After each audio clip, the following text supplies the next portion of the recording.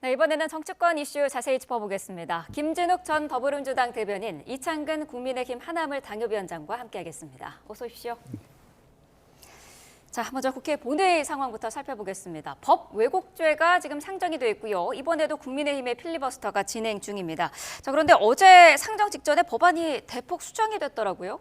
그렇습니다. 어제 의원총회를 통해서 법 왜곡죄에 좀 일부 모호한 내용이 있다, 네. 위헌성이 좀 있다라는 지적들이 좀 있었던 부분에 대해서 수정을 좀 가했고요. 이 부분에 대해서는 마지막까지 법안의 완결성을 가지려는 그런 민주당의 노력이다, 이렇게 평가를 해주시면 좋을 것 같고요. 지금 필리버스터가 진행되고 있는 이 법 왜곡죄라는 부분이만 강조되고 있는데, 현재 그 형법 개정안에 대해서 필리버스터가 지금 진행 중에 있습니다. 네. 그런데 이 법 왜곡죄도 굉장히 중요한 내용이고, 또 여기에 검사뿐만 아니라 이 법관도 포함되는 부분이 있기 때문에 관심들이 많으신데, 네. 지금 이 형법 개정안에는 간첩죄가 또 신설되는 부분도 들어 있습니다. 이 지금 그동안 간첩을 적용할 수 있는 것이 적국에 한해서만 되어 있었던 것이 외국 또는 이에 준하는 이 단체까지 이렇게 확장이 됨으로써 네. 앞으로 이 우리나라의 어떤 이 산업기술 보호라든지 이런 부분들에 큰 역할을 할 수 있는 그런 중요한 법안도 같이 들어 있는데, 지금 법 왜곡죄만 이렇게 중점적으로 부각이 되고 있어서 좀 안타까운 생각도 있어서 한 말씀 좀 저희 첨언했습니다. 네, 그런데 어제 이 법 왜곡죄 수정이 되는 과정에서 당내에서 좀 반발의 목소리도 있었던 것 같고요. 특히 법사위에서도 사전 논의가 없었다, 이렇게 좀 얘기가 나오던데요. 그렇습니다. 법사위의 추미애 법사위원장과 김용민 간사께서 네. 이 부분에 대해서 좀 이 의원총회 과정 중에서 법사위와 사전에 좀 논의를 진행시키지 않은 부분에 대해서 좀 문제 제기를 좀 하셨던 것 같습니다. 네. 다만 지금 이 법 왜곡죄와 관련돼서 좀 여러 우려들이 있었던 것도 사실이고요. 이런 부분들에 대해서 당정청이 좀 의견을 조율해 가는 과정 속에서 나와 있는 최종적인 안을 가지고 수정안을 만든 것입니다. 그리고 네. 그런 과정들이 당내에는 당연히 이견이 존재할 수 있고요. 그런 이견들을 의원총회를 통해서 조정해내는 과정들을 거친 것이다. 그렇기 때문에 뭐 일부 의원님들께서는 그동안 그 만들어 왔던 그런 부분들에 대해서 조금 섭섭함을 가지실 수는 있을지 모르겠습니다만, 네. 지금의 이 법 왜곡죄가 충분히 기능할 수 있도록, 그리고 또 많은 분들이 가지고 계시는 우려점을 덜어낼 수 있도록 하자라는 취지에서 수정안이 만들어진 것이기 때문에 이 점에 대해서 좀 양해를 해주실 수 있지 않을까라는 생각도 해봅니다. 네, 자, 국민의힘에서는 민주당이 이 법안 상정 직전에 수정하는 게 이번이 처음이 아니다, 부실입법이다, 땜질입법이다, 이렇게 얘기를 하고 있더라고요. 그렇습니다. 그만큼 위헌적인 소지가 있다는 것을 민주당 내부에서도 많은 얘기가 나왔잖아요. 그런 과정에서 본회의 상정 직전에 수정을 냈다는 것은 스스로도 인정을 하는 겁니다. 그리고 그 위헌을 최소화한다? 항상 그런 얘기를 해요. 위헌이 있으면 있는 거고 없으면 없는 거죠. 어떻게 최소화라는 말이 나옵니까? 그리고 민주당이 보완했다는 것도 참 맞지 않는 게, 최초의 문구는 이거예요. 법령을 의도적으로 잘못 적용했을 때 처벌하겠다는 건데, 네. 그 의도적이라는 것을 반대되는 개념으로 합리적인 재량에 의해서 판단했을 경우에는 예외를 한다. 두 개가 상충되는 거 아닌가요? 그렇다면 의도적이라는 그 판단도 누가 할 것이며, 합리적인 재량이라는 그 판단도 누가 할 것이며, 거기에 대한 기준이 없잖아요. 그렇기 때문에 여전히 이 법은 모순적이고 상충될 수밖에 없다는 거예요. 네. 그리고 민주당 내부 일부 의원들이 논리적, 경험적 그러한 원칙에 비해서 현재에 반한다. 네. 그것도 상당히 주관적이잖아요. 그렇기 때문에 그것도 뺐어요.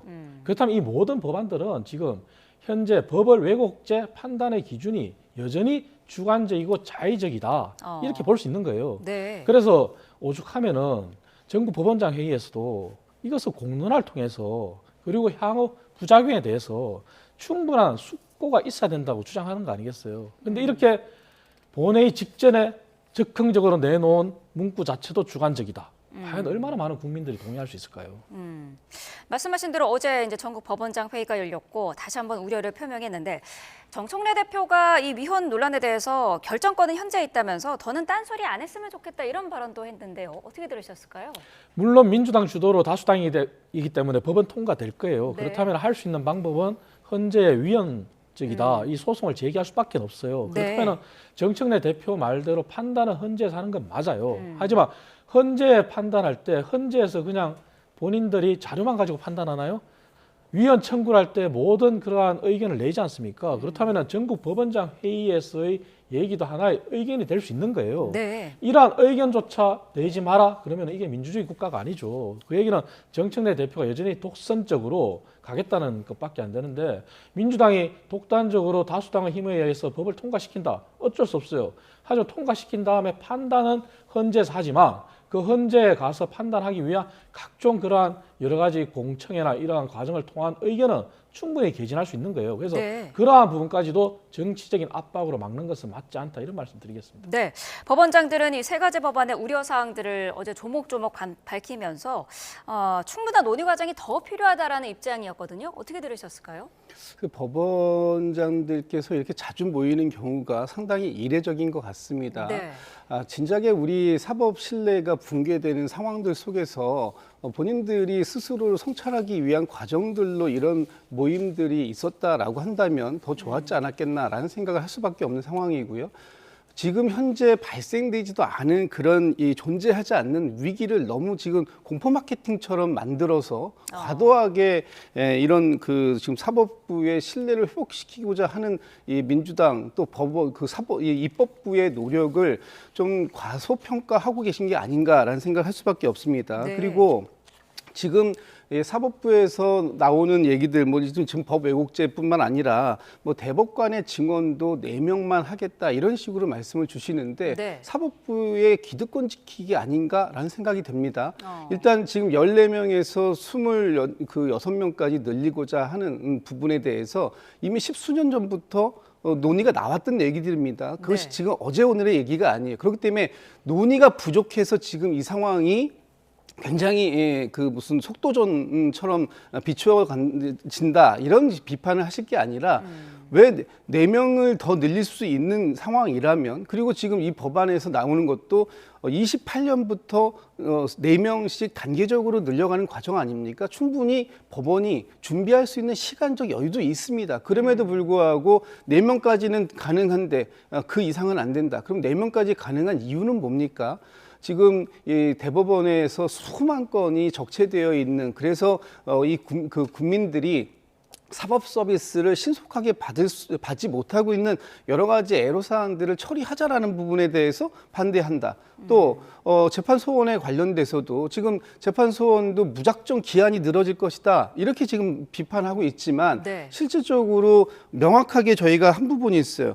헌법 위반과 기본권이 침해된 부분에 대해서 그리고 확정 판결이 나온 30일 이내에 신청하도록 규정을 짓고 있습니다. 그럼에도 불구하고 마치 모든 재판이 4심제처럼 운용될 것이다라는 식으로 이렇게 그 반박의 논리를 가지고 나온다면 실질적으로 저희가 이 사법개혁이 필요하다라는 많은 국민들의 목소리를 담아서 만든 개혁 법안을 반대하기 위한 반대를 위한 반대 이런 부분으로밖에 해석되지 않는다라는 말씀드리고요. 네. 지금 중요한 거는 사법 개혁이 왜 이 시점에 화두가 되었는가라는 부분이고 그 부분에 대해서 법원도 사법 개혁의 대상이 될 수 있다라는 것 그리고 이 사법부의 신뢰를 자정 노력을 통해서 극복해내지 못했기 때문에 입법부가 그 개혁적인 방법을 감안할 수밖에 없는 법안을 제출할 수밖에 없었다라는 이런 저간의 사정들도 네. 이 사법부에서 성찰의 목소리로 좀 함께 나왔어야 됐다라는 말씀을 좀 드리고 싶습니다. 네.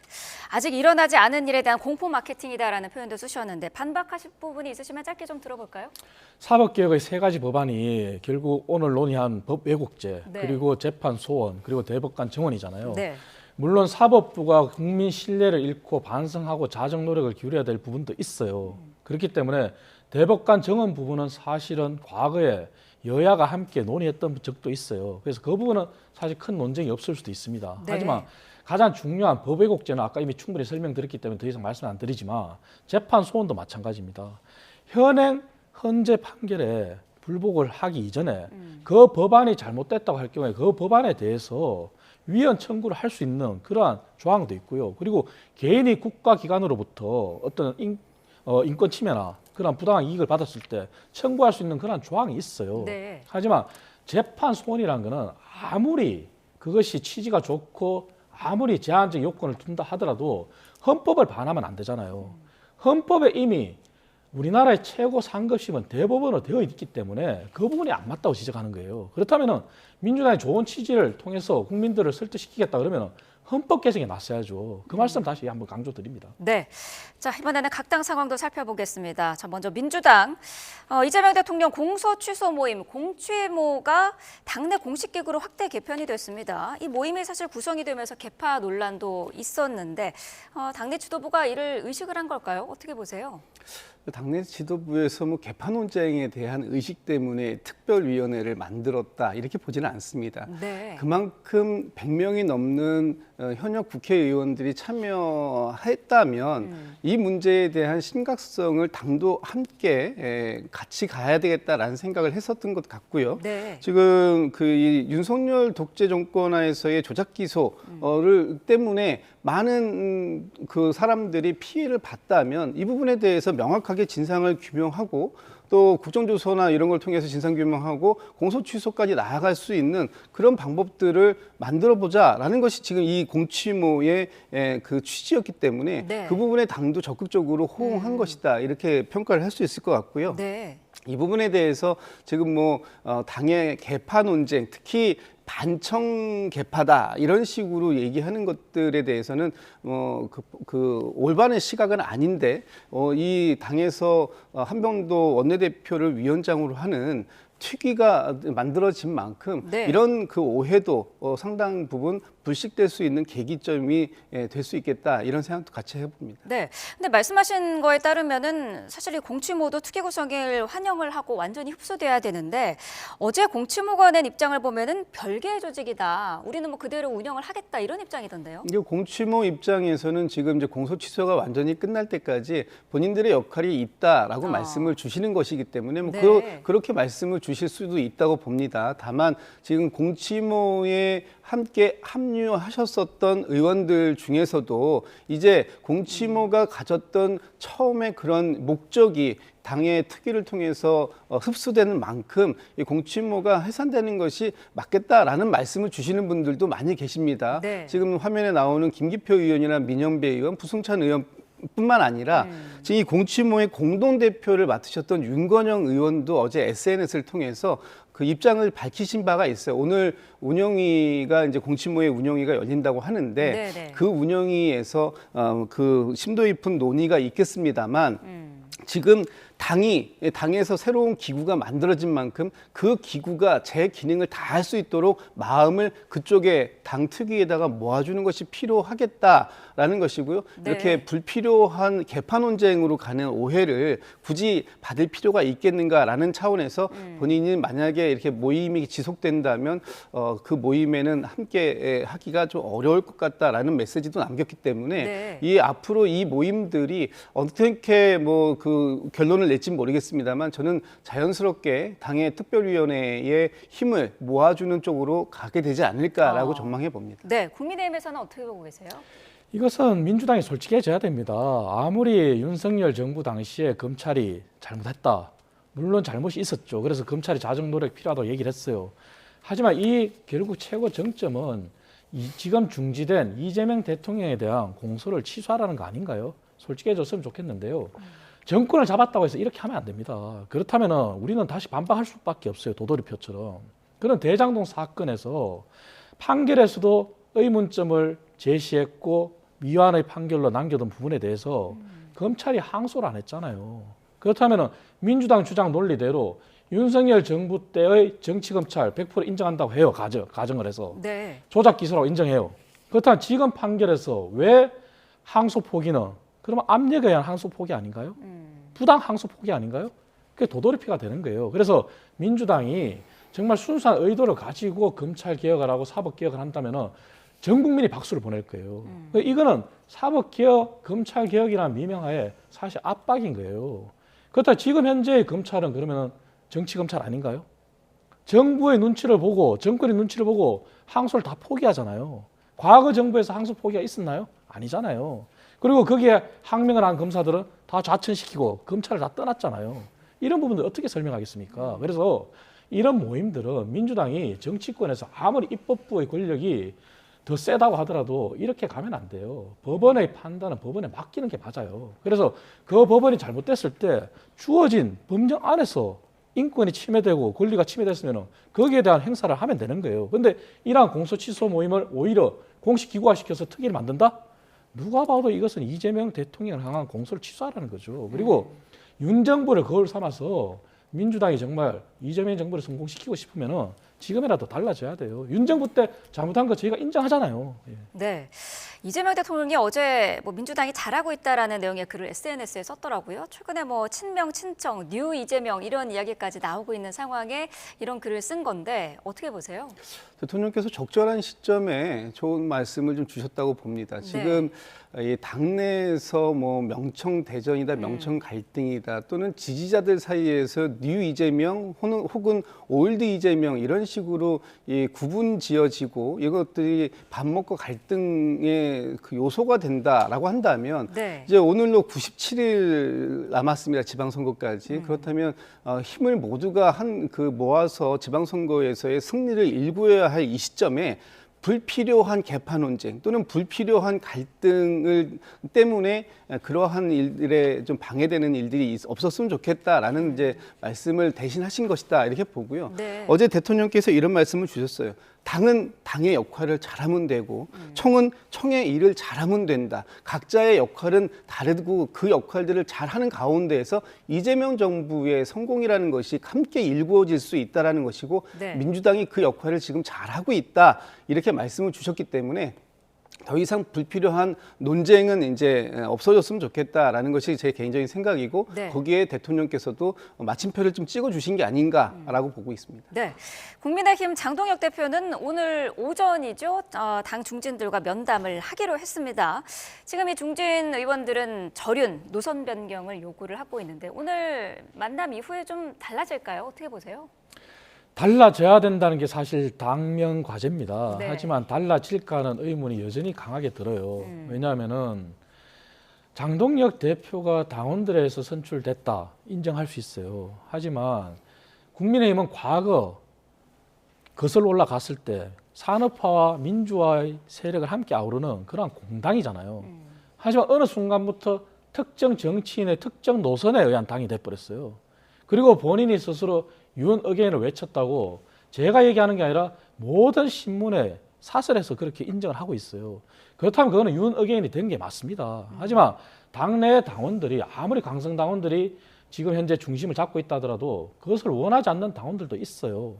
그리고 그 지금 중진들이라는 건 당명이 바뀌는 과정에 함께한 중진도 있어요. 대표적으로 주호영 의원이에요. 한나라당 시절부터 국민의힘까지 당명이 무려 9차례 바뀔 때 모두 국회의원을 지냈어요. 그렇다면 언제 당명을 바꿀 때 성공을 했고 언제 실패했는지 다 알고 있어요. 그런 중진의 의견에 동의를 해야죠. 그래서 주호영 의원이 얘기하잖아요. 포대가리만 하면 뭐하냐. 그리고 장동혁 대표가 얘기하는 전안에는 절연도 포함된다고 얘기하잖아요. 그럼 저는 장동혁 대표가 사퇴를 요구를 하는 사람도 있지만 지금 지방선거 앞두고 어떻게 사퇴를 하겠습니까? 그렇다면 당의 노선을 정확히 수정하라는 거예요. 그것이 오세훈 서울시장도 오죽했으면 얘기하는 거 아니겠습니까? 당의 노선을 수정해서 정말 지방선거 한 석이라도 더 건지는 그러한 지도력을 발휘해달라는 거 아니겠어요? 그래서 오늘 중진 모임에서 정말 얘기를 듣고 이제는 변화를 해주기를 저는 바랍니다. 장동혁 대표 사퇴를 요구했던 당협 위원장들에 대해서 당권파 위원장들이 이제 윤리위에 제소를 한 것으로 알려지고 있는데 이 24명이 지금 맞제소를 하겠다 이런 뜻도 지금 밝힌 상태잖아요. 실제 원외 당협위원장 단톡방이라고 하죠. 우리가 단체 모임방에 약 140명 당협위원장들이 있어요.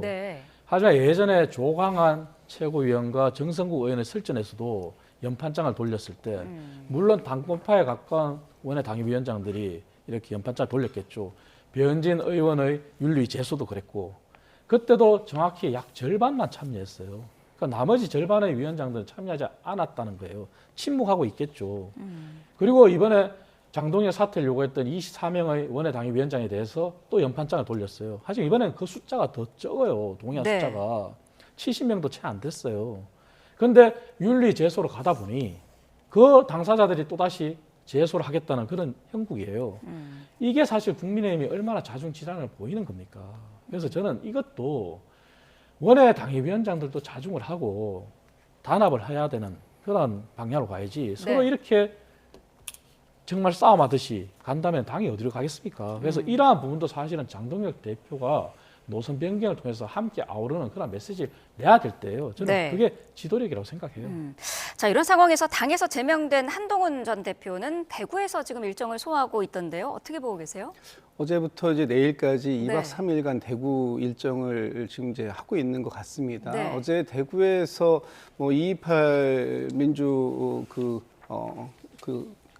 기념관 이런 데까지 이제 방문하고 많은 분들을 만나고 계시는 것 같은데 지금 그 장동혁 대표가 가지고 가겠다고 하는 지방선거까지 치르겠다고 하는 윤호개인 노선에 대해서 명확하게 반대를 이 보수의 심장이라고 하는 대구에서부터 얘기를 하겠다라는 취지인 것 같습니다. 그리고 내일은 서문시장을 방문하는데 얼마 전에 장동혁 대표가 서문시장 갔을 때 홀대받았다라는 상황 속에서 아마 대비되는 그림을 만들어낼 수 있지 않을까라는 걸 기대하는 것 같습니다. 그렇다면 지금 국민의힘에서는 사실 민주당을 상대하기도 상당히 벅찬 상황 속에서 이 당내에 있는 한동훈 계라고 하는 이런 이분들하고의 또 경쟁을 할 수밖에 없는 이런 이제 좀 상황들, 내후외환의 상황이 아닌가라는 생각이 드는데 한동훈 전 대표 입장에서는 지금이 장동혁 대표가 오히려 한동훈 전 대표에게 이 활동의 공간을 열어준 셈이 아닌가라는 거 이제 분석해 볼 수도 있습니다. 장동혁 대표가 윤호개인 노선을 얘기하면 얘기할수록 그와 반대되는 얘기를 할 수밖에 없는 한동훈 전 대표 입장에서는 지금이 가장 호기로운 상황이 아닐까라고 보는 것이고요. 그 부분에 대해서 대구 경북에서 정확하게 민심에다가 얘기하고 보수 재건을 지금 주장하는 상황 속에서는 아마도 많은 분들이 또 한동훈 전 대표의 목소리도 들어보자라는 쪽으로 가게 될 가능성이 있습니다. 물론 앞으로 6월 지방선거와 열리는 재보궐선거에서 대구 경북 지역 또는 부산 지역에 한동훈 전 대표가 출마를 할 것인지 여부도 관심사이기 때문에 더 많은 지금 그 여론이 한동훈 전 대표의 이 행동 여기에 지금 같이 참여해 보겠다, 같이 한번 뭐라고 하는지 들어보겠다라고 해서 관심이 쏠리는 상황이기 때문에 한동훈 전 대표 입장에서는 뭐 나쁠 거 없는 그런 행보인 것 같고요. 장동혁 대표가 과연 한동훈 전 대표를 이번에 제명까지 시켰는데 앞으로 이번 지방선거 또는 재보궐선거에서 한동훈 전 대표를 어떤 방식으로 제압해 내려고 할지 이런 부분들에 대해서는 여전히 관전 포인트가 될 수 있다 이렇게 보고 있습니다. 네, 알겠습니다. 자, 짧게 한 말씀 부탁드릴까요? 한동훈 대표는 물론 정치인이기 때문에 어떤 행보도 할 수 있어요. 하지만 누차 말씀드리지만 이번 행보가 본인이 정말 대구에 무소속으로 출마하는 행보면은 그것은 정말 본인의 정치 생명을 단축시키는 거예요. 저는 다시 한번 강조하지만 백의종군을 하고 당의 대표를 지낸 사람으로서 보수 재건을 위한다면은 국민의힘 재건도 함께 신경 써야 돼요. 네, 알겠습니다. 여기까지 듣겠습니다. 김진욱 전 더불어민주당 대변인, 이창근 국민의힘 하나물 당협위원장과 함께했습니다. 고맙습니다.